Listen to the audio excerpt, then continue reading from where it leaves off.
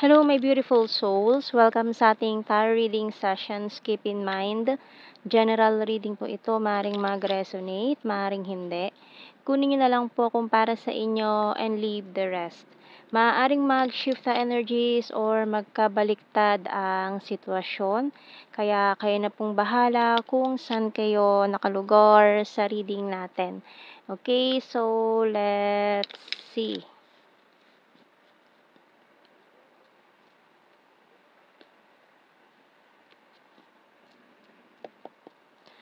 So we have here the Six of Wands, Ten of Swords, Death card, and the Seven of Cups.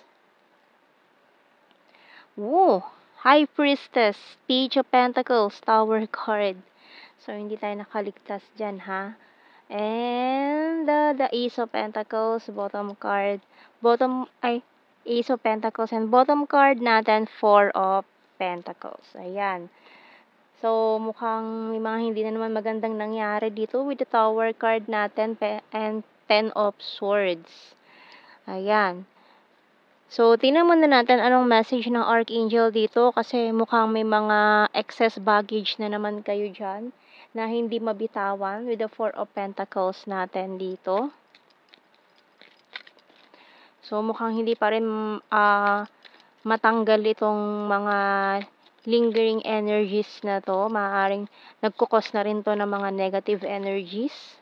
So, tingnan natin.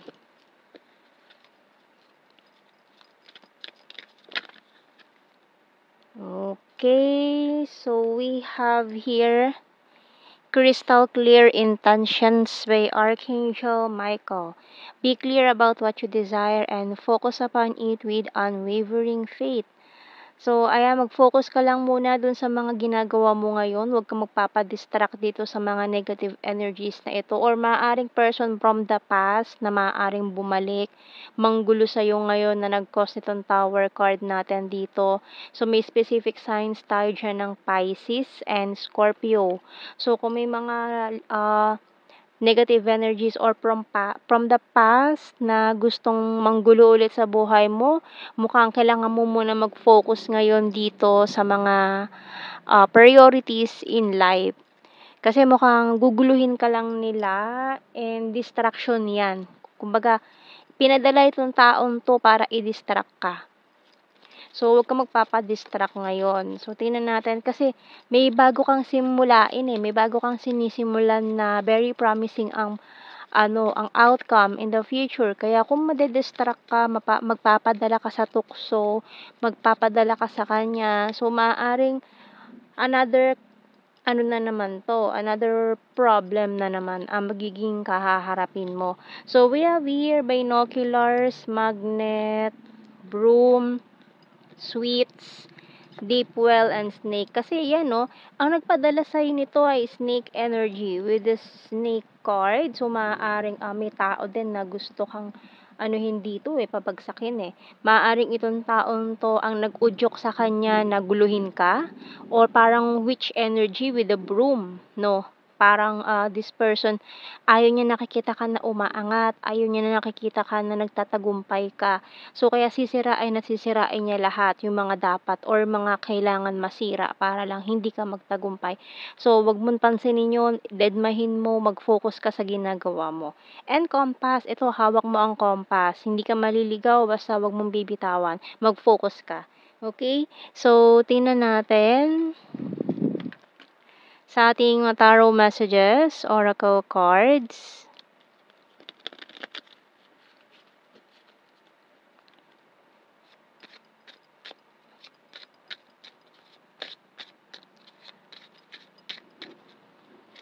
So, can we start again? So, ayan na nga, ang balak nitong taong to is, kumbaga, wala naman talaga siyang plano na to start all over again. Kumbaga, yung new beginning na to, yung another start na hinihingi niya is para lang i-distract ka, sirain ka sa plano mo, sa mga ginagawa mo. Kasi, maaring,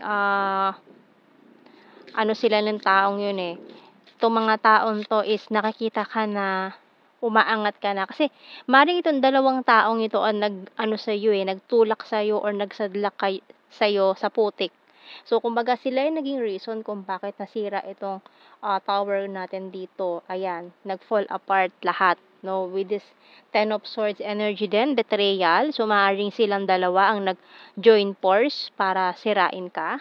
Kaya, mag-ingat ka sa dalawang taong yan. So, we have here, I'm talking to you telepathically, can I call you? So, talagang ila-love bomb ganitong taong to. And I want to protect you. Pero may tao naman din na willing kang tulungan laban sa mga taong to.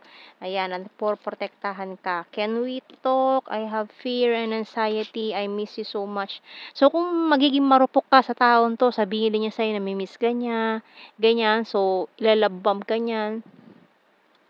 Yung mga words na gusto mong marinig, sasabihin niya yan lahat to para makuha ulit yung tiwala mo. And I'm isolating myself to reflect. So, matagal ka nagtago matagal ka nag-isolate para mag-reflect. So, marami ka nang na-realize sa buhay mo, sa mga pagkakamali mo.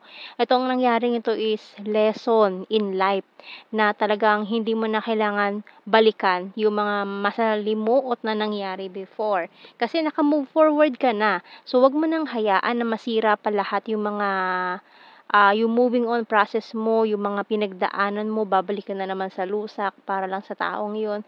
And can you forgive me? So, ayan, talagang gagawin niya lahat to win you back. Pero, syempre, ano na to ha, it's up to you na lalo na kung this person is alam mo sa sarili mo na hindi mo na siya pwedeng balikan na dahil grabe yung pagkasira na natamo mo sa buhay dahil dito sa mga taong to, alam mo na yung gagawin mo, move forward, no?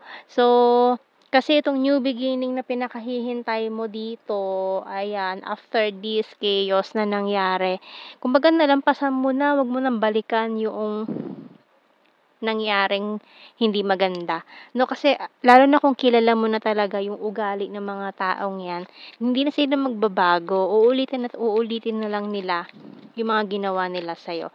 Kaya, lalo na kung magpapakamartir sa nangyari. So, let go na and focus ka na lang sa sarili mo ngayon, sa trabaho mo, sa ginagawa mo, and hayaan mo na lang sila na manghinayang dahil binitawan ka. Ayan o, I wish I had treated you better. I wish things could be different. It was my fault, but I blamed you. You speak to me through music. I couldn't let you get close to me. I left and I saw you with someone. So, maaaring yung third party pa yung nag-uudyok na balikan mo. Tapos, hut-hutan mo ulit ng pera or sirain mo ulit siya. Ganon, di ba? So, talaga nagtutulungan sila para pabagsakin ka. Pero dahil ikaw ay divinely guided and kampi sa'yo ang mga archangels, ginagabayan ka nila. Maaaring ito rin na nagpoprotekta sa'yo, mga guardian angels mo. Ayan. And I look for you everywhere. I want to be more than friends. So, yung bottom card, I regret lying to you. So, hayaan mo na siya na mag-regret sa mga nangyari, sa ginawa niya. Pero, kung patawarin mo lang, pero wag mo nang balikan. No? Lalo na kung alam mo na ganun na talaga yung ugali niya. Hindi na yan magbabago. So, tingnan natin kuha tayo ng mga initials natin dito. Pwedeng initials na pangalan nyo or anything na pwedeng mabuo na connected sa inyo, ng mga words.